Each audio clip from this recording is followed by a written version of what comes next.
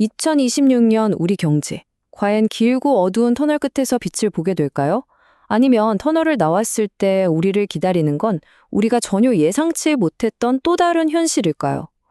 오늘 이 자료 분석에서는 바로 이 질문에 대한 답을 한번 찾아가 보려고 합니다. 현대경제연구원이 최근 보고서에서 던진 질문이 바로 이겁니다. 이 사진 한 장으로 모든 걸 보여주고 있죠. 정말 길고 어두운 터널을 막 빠져나오려는 순간 같은데요. 이게 바로 지금 우리가 마주한 한국 경제의 현주소를 상징한다고 볼 수 있습니다. 그리고 이들이 내놓은 핵심 숫자가 바로 이겁니다. 1.9%. 이게 뭐냐면 2026년 우리나라 경제 전체의 성장률, 그러니까 GDP 성장률 전망치예요.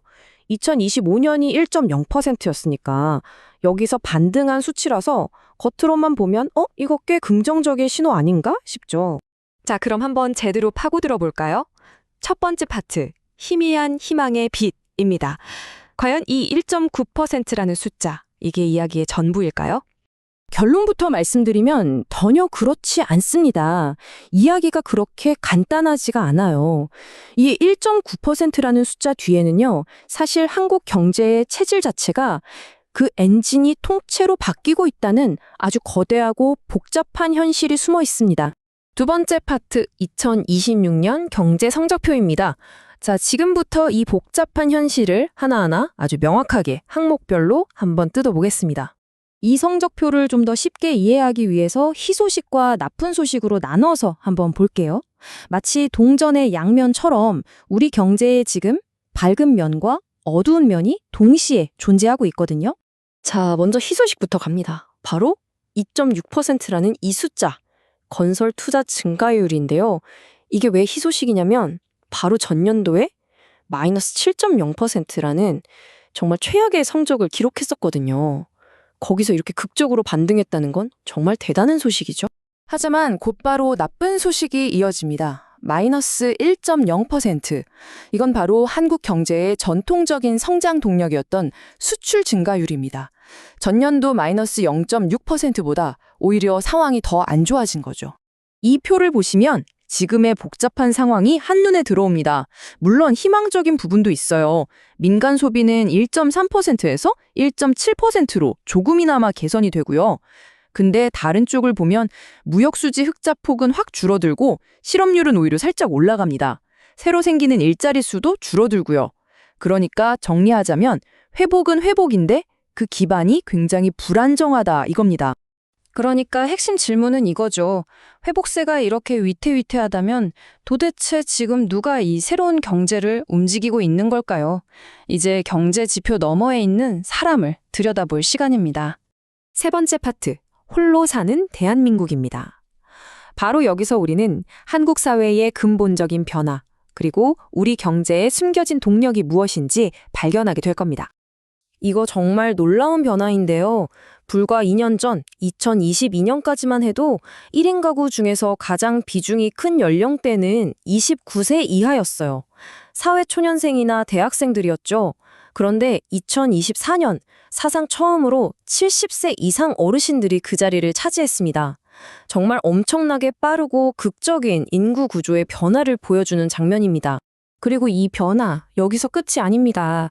2052년이 되면 대한민국 전체 가구의 50.6%, 그러니까 절반 이상이 65세 이상 고령자가 가구주인 가구가 될 거라는 정말 충격적인 전망까지 나오고 있습니다.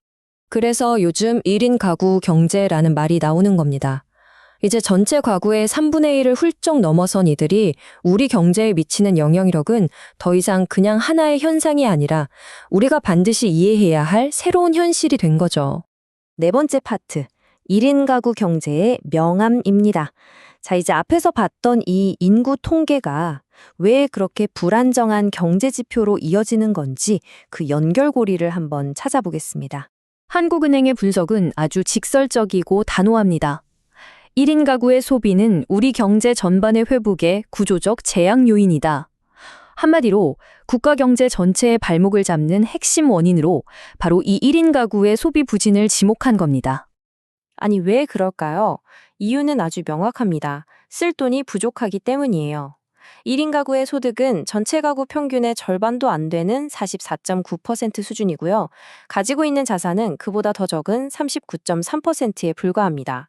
애초에 지갑 사정 자체가 근본적으로 다른 거죠.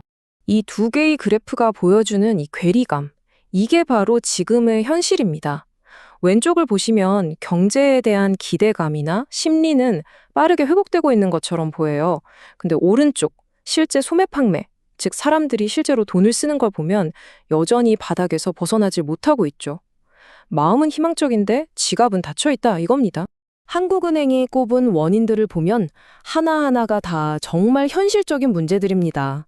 치솟는 월세 같은 주거비 부담, 계속 오르는 생활물가, 그리고 임시직이나 일용직 중심의 불안정한 일자리, 마지막으로 버는 돈의 대부분이 먹고 사는데 꼭 필요한 비용으로 다 나간다는 점. 이게 바로 1인 가구의 지갑을 닫게 만드는 4가지 핵심 이유입니다. 자, 드디어 마지막 파트입니다. 이것이 당신에게 의미하는 것, 이 거대한 흐름이 바로 우리 각자의 삶에 지금 어떤 영향을 미치고 있는지 한번 짚어보겠습니다. 이런 거대한 경제 구조와 사회 구조의 변화 앞에서 우리가 공통적으로 느끼는 감정은 아마 불확실성, 이 한 단어일 겁니다. 내 미래는 어떻게 될까? 나는 뭘 어떻게 준비해야 할까? 모두가 이런 고민을 하고 있죠. 요즘 부동산 트렌드 2026 같은 책들이 불티나게 팔리는 현상도 바로 그 증거라고 할 수 있습니다. 이 예측 불가능한 미래 속에서 작은 실마리라도, 어떤 방향이라도 좀 잡고 싶어서 필사적으로 정보를 찾고 있는 거죠. 다시 처음의 터널 이미지로 돌아와 보죠. 우리 경제는 분명 아주 느리지만 터널을 빠져나가고 있습니다. 하지만 터널 끝의 그 빛 속에서 우리를 기다리고 있는 풍경이 과연 우리가 기대했던 그런 풍경일까요? 아니면 홀로 사는 대한민국이라는 한 번도 겪어보지 못한 낯선 현실일까요? 그 풍경을 마주할 준비가 과연 우리는 되어 있습니까?